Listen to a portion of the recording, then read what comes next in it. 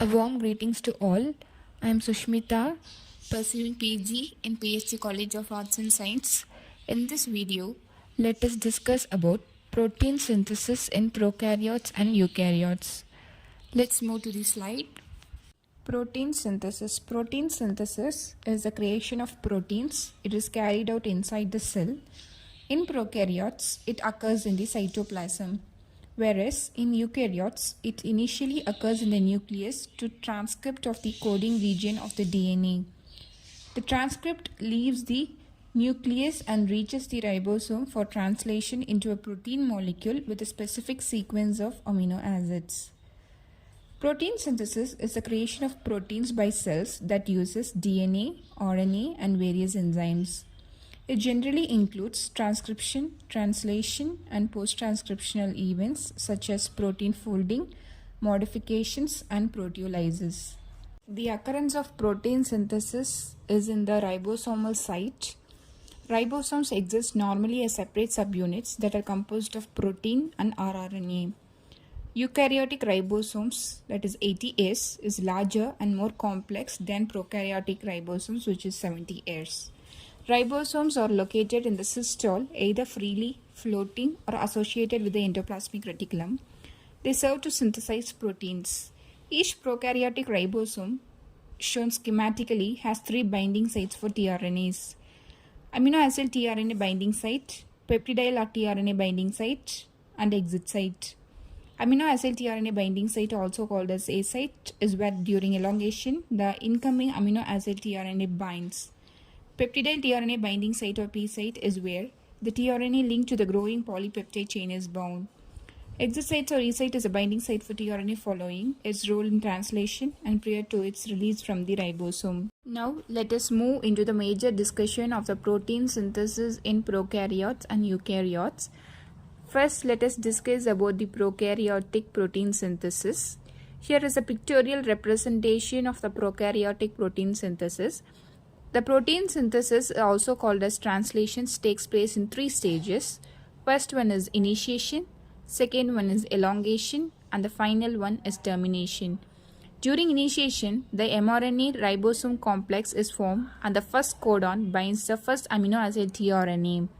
During the elongation phase, the other codons are read sequentially and the polypeptide grows by addition of amino acid to its C-terminal end. This process continues until a termination codon, which does not have a corresponding amino acid tRNA with which to the base pair, is reached. At this point, protein synthesis ceases and the finished polypeptide is released from the ribosome.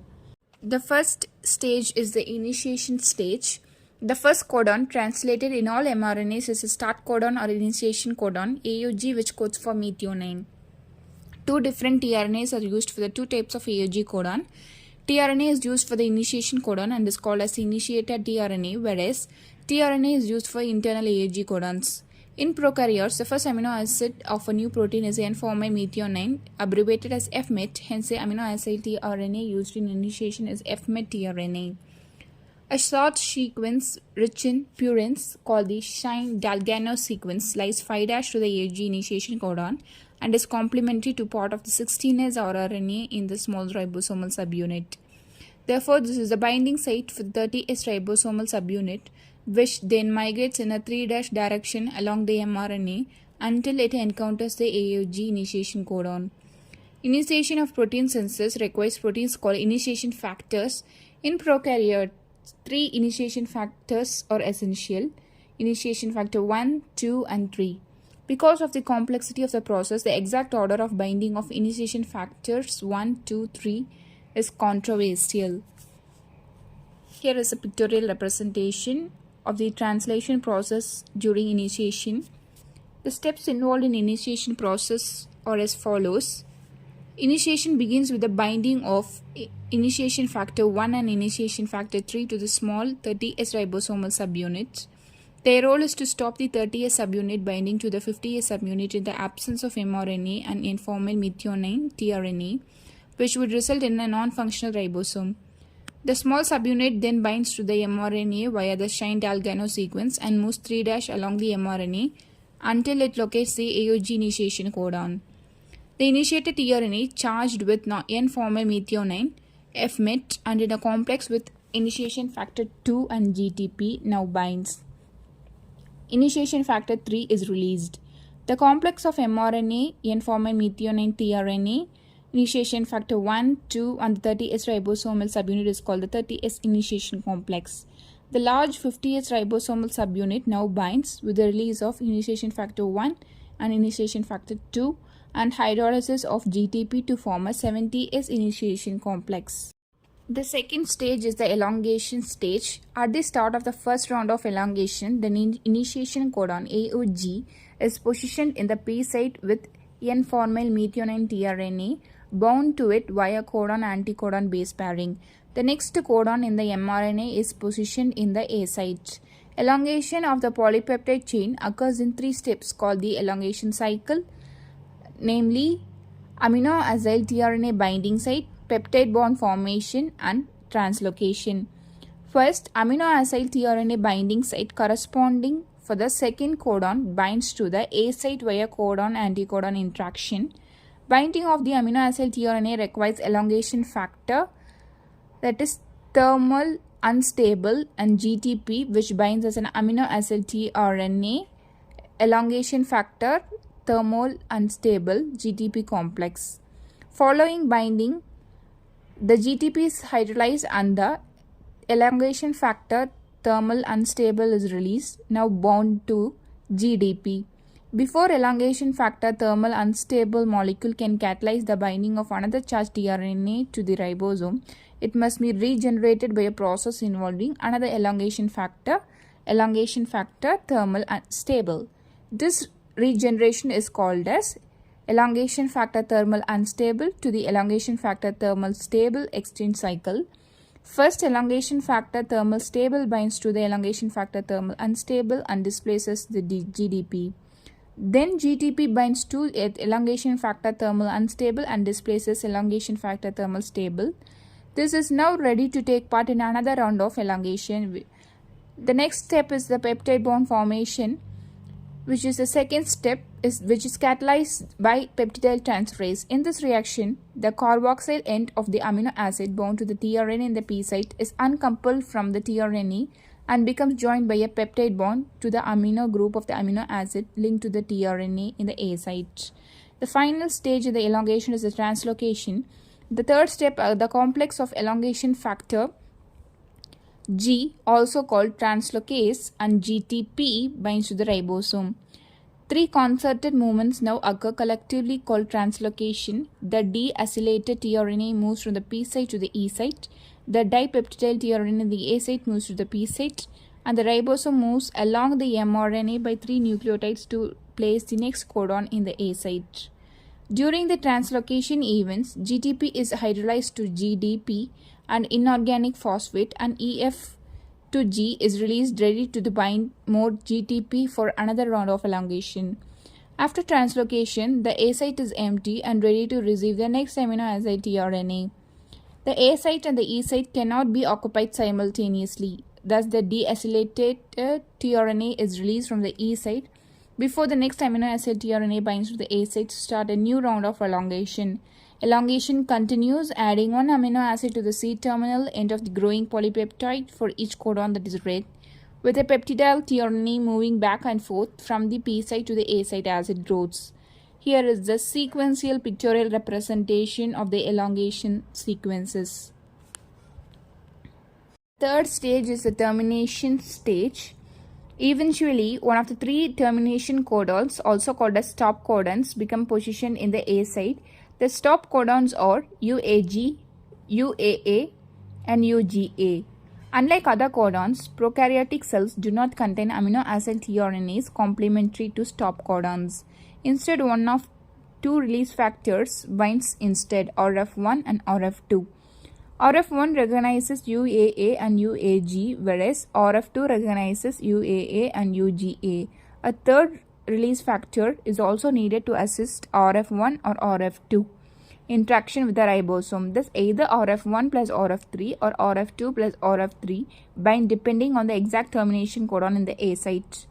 RF1 or RF2 binds at or near A site, whereas RF3 or GTP binds elsewhere on the ribosome. The release factors cause the peptidyl transferase activity to transfer the polypeptide to water molecule instead of to amino acid tRNA, effectively cleaving the bond between the polypeptide and tRNA in the P site.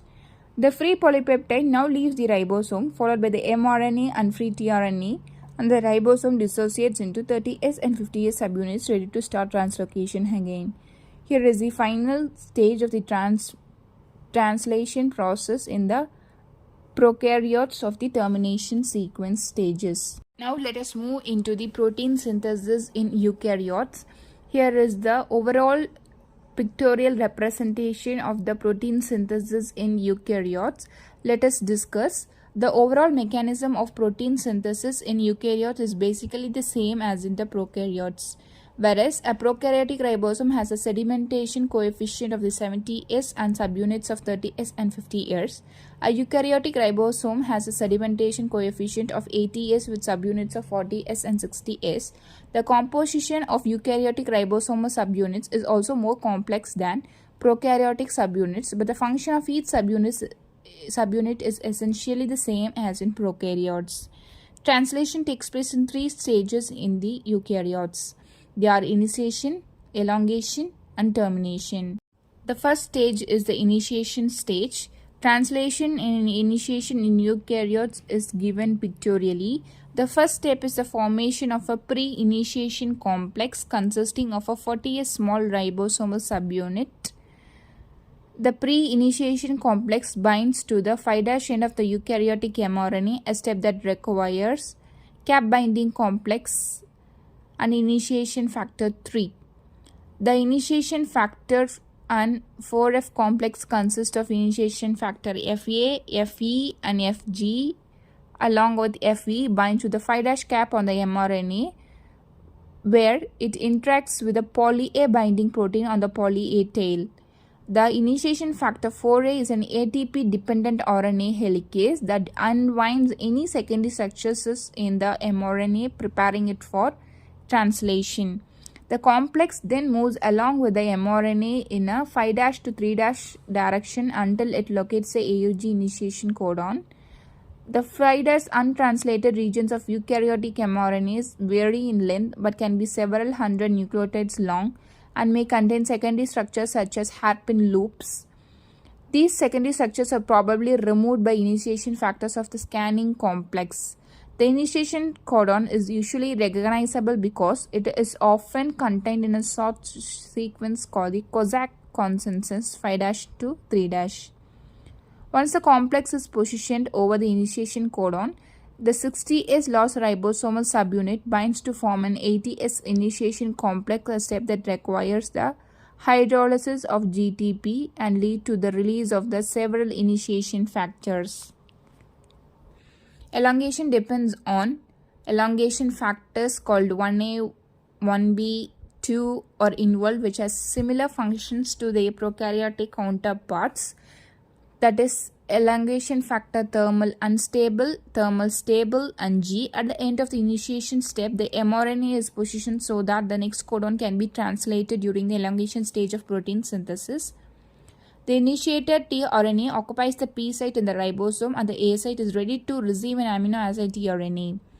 During a chain elongation, each additional amino acid is added to the nascent polypeptide chain in a 3-step process. The steps in the microcycle are positioning the correct amino acid tRNA in the A site of the ribosome, next forming the polypeptide bond, and then shifting the mRNA by one codon relative to the ribosome.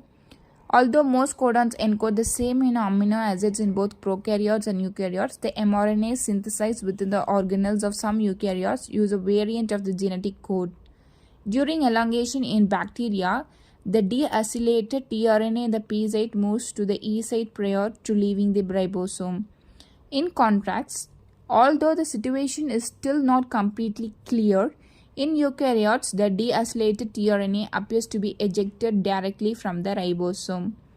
The last and the final stage in the eukaryotic protein synthesis is the termination process, where It depends on the eukaryotic release factors. In eukaryotes, eukaryotic release factor 1 recognizes all three termination codons UAA, UAG, and UGA with the help of protein releasing factor terminates translation. Upon termination, the release factor 3, the ribosome is disassembled and the complete polypeptide is released. In this video, we have discussed about the protein synthesis in prokaryotes and eukaryotes. Thank you for your patient listening.